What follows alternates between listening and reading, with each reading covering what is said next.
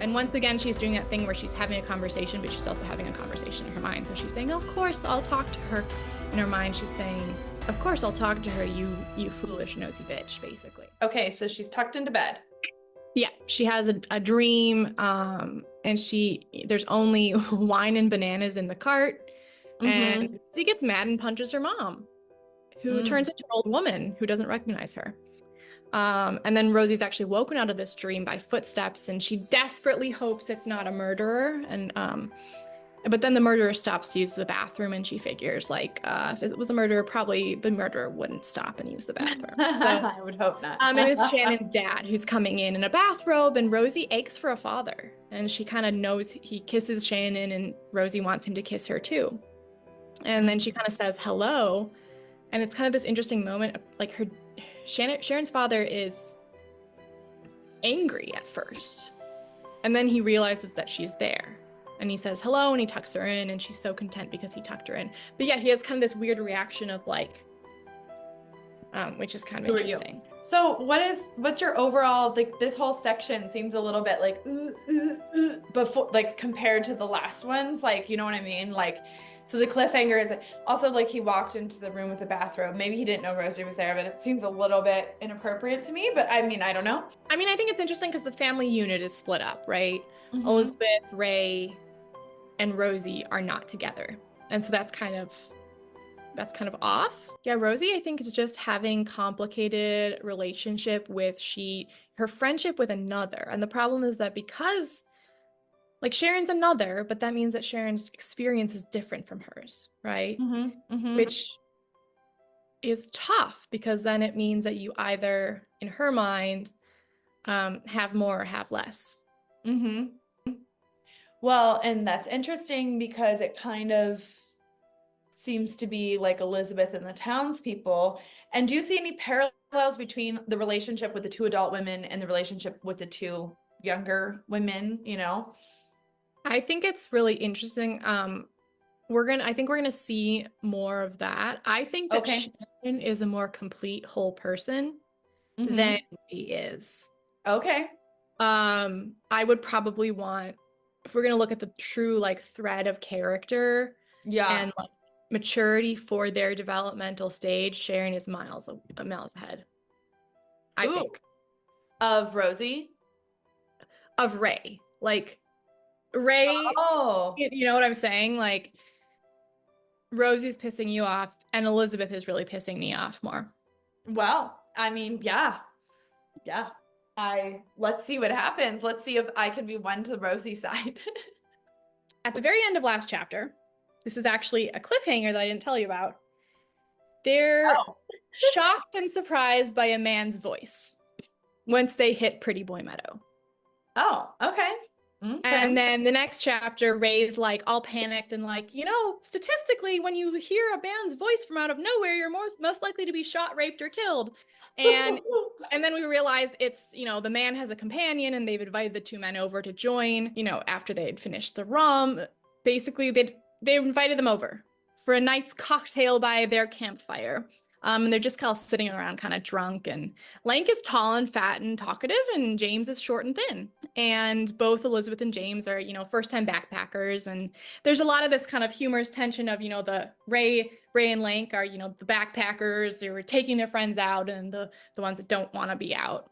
And they're just kind of like exchanging info about themselves, doing that sort of grown-up, like, what's your favorite color thing. And it turns out that James is a writer. And then she unintentionally asks a snotty tone about whether he's been published. She didn't, I guess, mean it, but that's how it came out.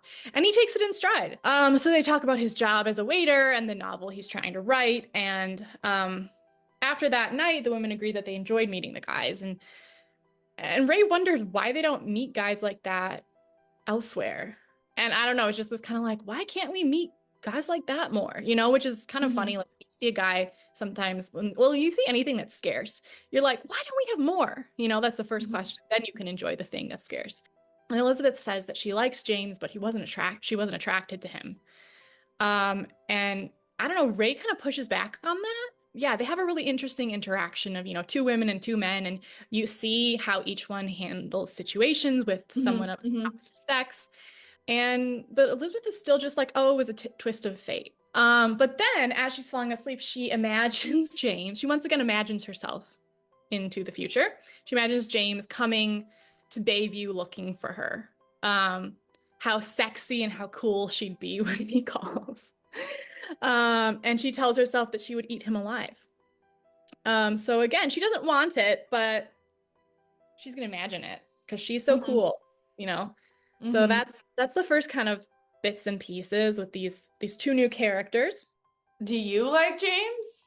And do you think Elizabeth really does like him because she's dreaming about him and she's just bull? I think Elizabeth is attracted to James. I think he doesn't fit her list. Most importantly, he's shorter than her. You know, she's a tall, beautiful woman, right? Right. I think that Andrew was probably a tall, beautiful man. And James is a beautiful man, or at least a very sexy man to Elizabeth, but he's smaller, he's shorter. He doesn't fit that man-sized hole in her heart or her mind. That's what I'd say. Okay, so but essentially, do they continue hanging out with these two guys then, or? It kind of skips to Elizabeth being back home, and she's hungover and she's driven drunk again. We're back to kind of the baseline Elizabeth experience, you know? Wow. When in doubt in this book, we're going to wake up with Elizabeth in her bed and she's hungover and she's driven. Great. Wow. You know, she imagines herself being called by James, and he actually does call her. He looks her up. Oh. And she's like wondering if it'll be hard to get rid of him, but she also calls him back. Oh yeah, so she doesn't feel well, and James calls, and Rosie picks up, and she's in the bathroom. She's like, my mom's in the bathroom, or something like that. Great. So yeah, she's both like calling him back, but worrying that he's gonna be this thing that she wants to get rid of. Wow. Okay. And then she once again like imagines how the interaction will go. She's not gonna pretend she doesn't care. She spends an hour trying on clothes because she's invited him over. Rosie calls her from Sharon's house, and she's like, asks her if she can spend the night, but then she whispers to her to say no. It's like, hey mom, can I stay the night at Sharon? Like, say no. But then she calls back again, and this time she actually really does want to stay the night. And then Mrs. Haas calls to tell Elizabeth that Rosie used the F word, and she wants to laugh. Elizabeth wants to laugh, but she of course has to promise that she'll talk to Rosie. Mrs. Haas is the teacher. Mrs. Haas is the neighbor that Rosie has already been. The rude neighbor. Yeah, okay. And once again, she's doing that thing where she's having a conversation, but she's also having a conversation in her mind. So she's saying, oh, of course, I'll talk to her.